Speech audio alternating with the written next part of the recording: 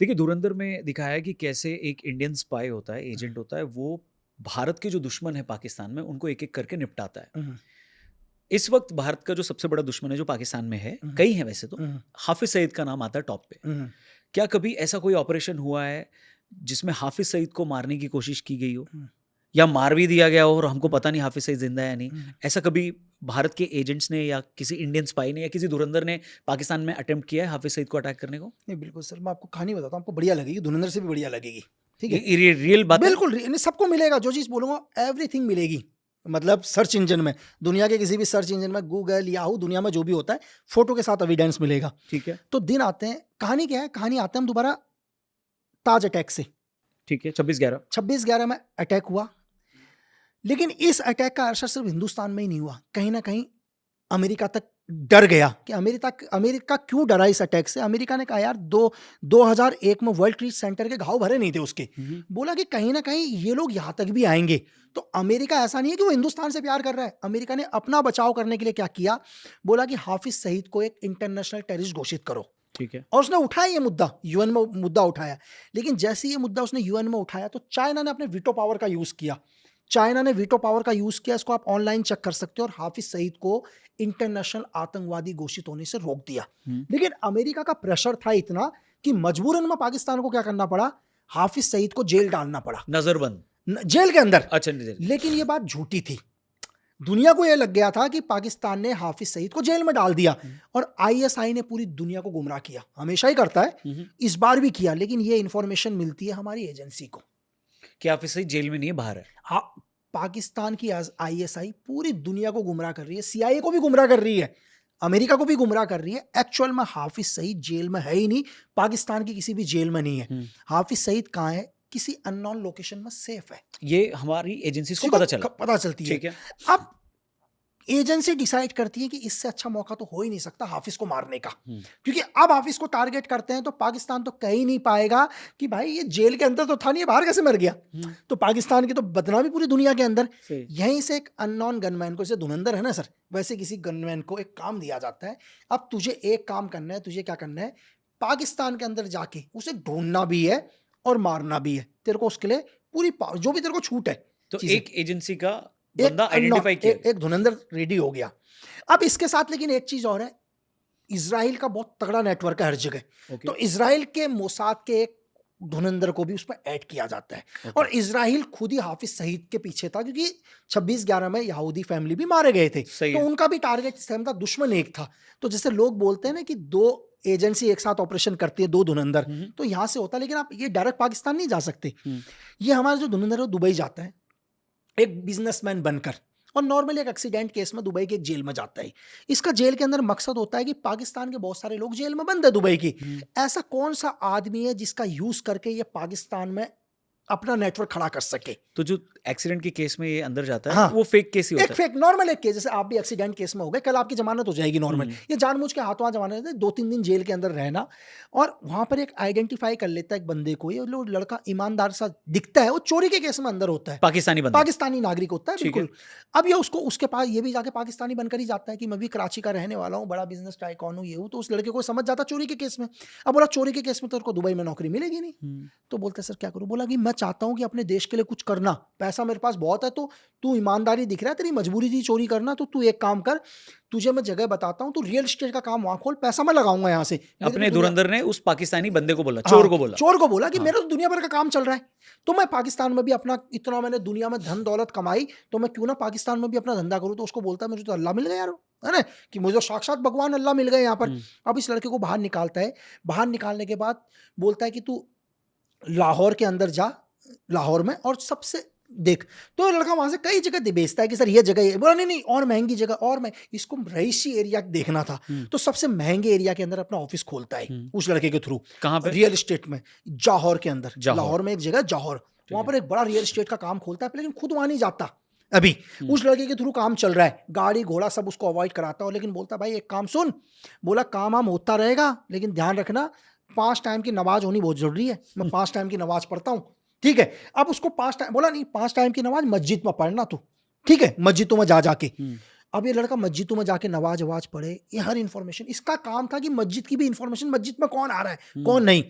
तो एक बार लड़का हो गया लेट, तो लड़का लेट हुआ, बोला क्या हुआ, बोला साहब, बोला बोलना मत, बोला हाँ, बोला कि आज थोड़ा टाइम लग गया, बोला कि हाफिज सईद मस्जिद में आया था नमाज पढ़ने के लिए, इतनी सी बस इसको यही समझ में आया था कि हाफिज सईद कौन सी मस्जिद में आ रहा है, तब इन्हें पता चल गया। अब ये फिर ये लड़का पाकिस्तान जाता है, हमारा वाला भी, ठीक है, अपनी पाकिस्तानी आइडेंटिटी के अंदर। अब इसका ऑलरेडी तो सेटअप वहाँ हो ही रखा था पूरा का पूरा, और वो कई टाइम से काम कर रहा था, तो सबको लगा इसका मालिक है। अब उसकी आड़ में हर चीज़ को रैकी करने लग गया, एवरीथिंग को। और वहाँ जाने के बाद क्या होता है, एक पाकिस्तानी लड़की, एक ब्रिगेडियर की लड़की को टारगेट करता है ये, और ब्रिगेडियर की लड़की से दोस्ती करता है। कैसे करता दोस्ती? अब क्या होता है, एजेंसी जब भी वर्क करती है तो एजेंसी वर्क करती है कि एक ब्रिगेडियर की लड़की वो अपनी अम्मी से बहुत प्यार करती है, लेकिन अम्मी उसकी जा चुकी है, लेकिन लड़की अपनी अम्मी की कब्र में जाती है वो, तो बगल में ही वो एक दूसरी कब्र होती है, ये भी उसकी कब्र में जाता है, इसकी अम्मी होती है, अम्मी अब्बू जो भी।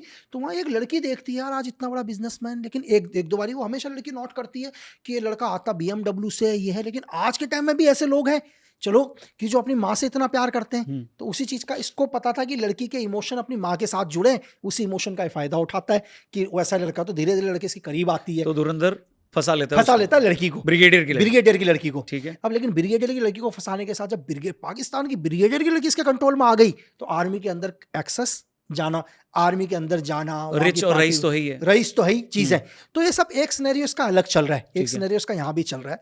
अब क्या है, लेकिन सबसे बड़ी चीज़ कि पाकिस्तान के अंदर एक्सप्लोजिव लाना, वो बहुत बड़ी चीज है, क्योंकि पाकिस्तान को उसी के हथियार से मारना है। अब हाफिज सईद के को मारना है तो एक धमाके के अंदर हाफिज सईद को उड़ाना चीज है। अब ऐसा तो है नहीं कि यार हाफिज सईद को एकदम से इजी टारगेट आपको मिलेगा नहीं, पूरी ISI की उसकी सिक्योरिटी है, जहां भी जा रहा है पूरी ISI के साथ जा रहा है, तो टारगेट बहुत मुश्किल है। लेकिन उसके लिए सबसे तरीका एक एक्सप्लोजिव, एक सुसाइड अटैक।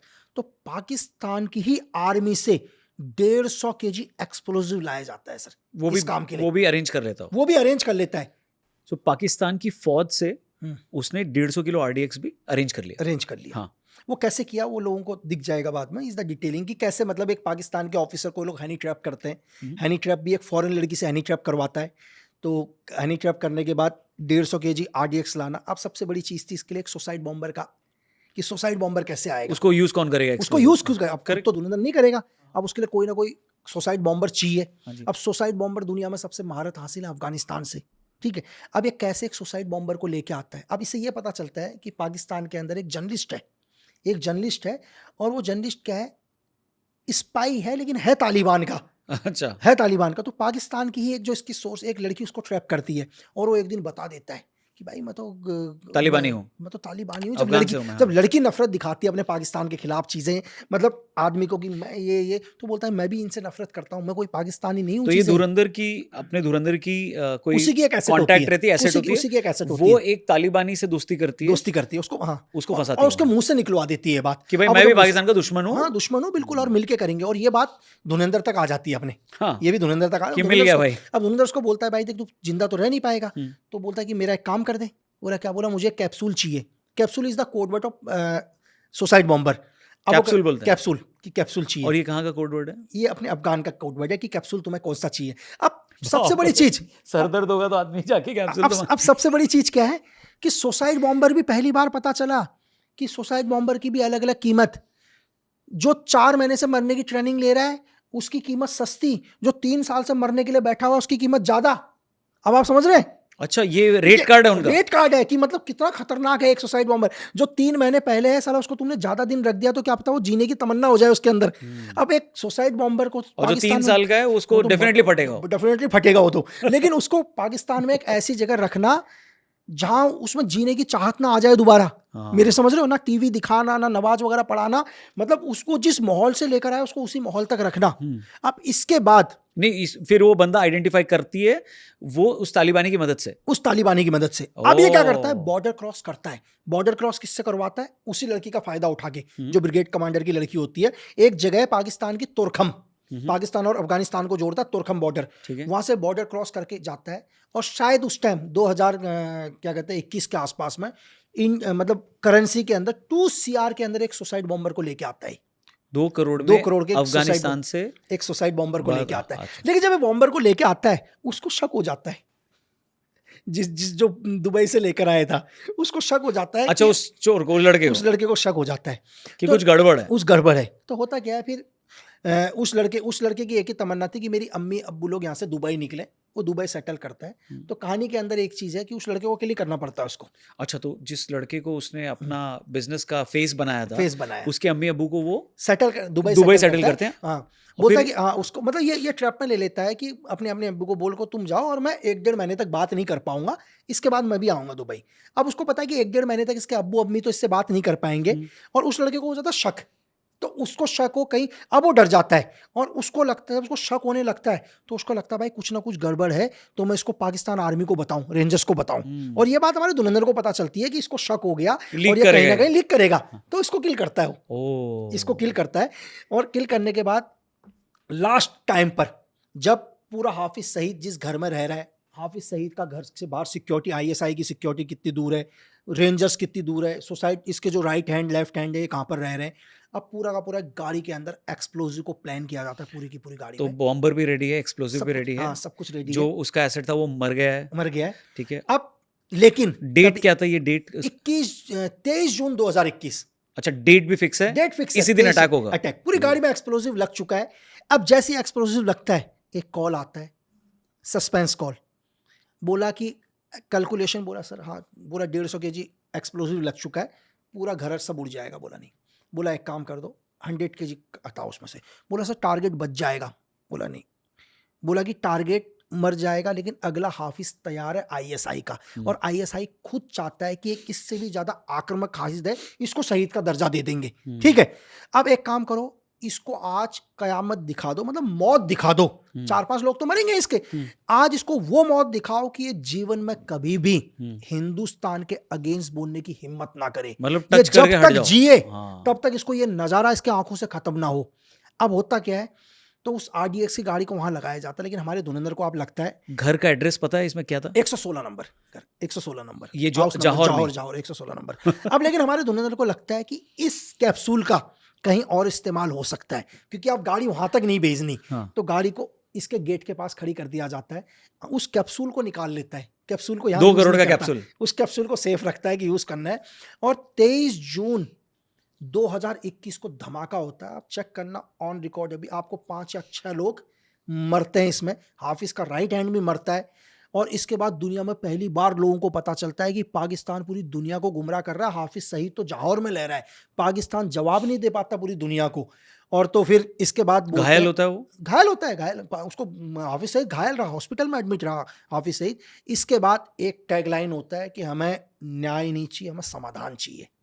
तो बोलता है सर काम हो गया। तो यहाँ से जो कॉल पर बात करता है वो एक टैगलाइन बोलता है कि ये आज का भारत है, न्याय नहीं समाधान चाहिए। मतलब समाधान, न्याय, आपने आदमी मार दिया तो समाधान नहीं है, मतलब आज के बाद आपके ऊपर कोई हमला करने की कोशिश ना करे, हमें वो समाधान चाहिए। तो आज वो हालत है कि 23 जून 2021 के बाद आप मुझे हाफिज सईद का कोई स्टेटमेंट नहीं दिखा सकते इंडिया के आगे, वो कभी बाहर ही नहीं निकल रहा है। और खुद आज ये हालात हो गए हैं कि एलईटी खुद परेशान है, एलईटी परेशान है कि हाफिज खत्म हो तो कमांड किसी और को दी जाए, लेकिन आशिम मुनीर हाफिज सईद को मार नहीं सकते, ना आशिम मलिक मार सकता है। अगर इन्होंने मार दिया तो एलईटी इनके अगेंस्ट हो जाएगा।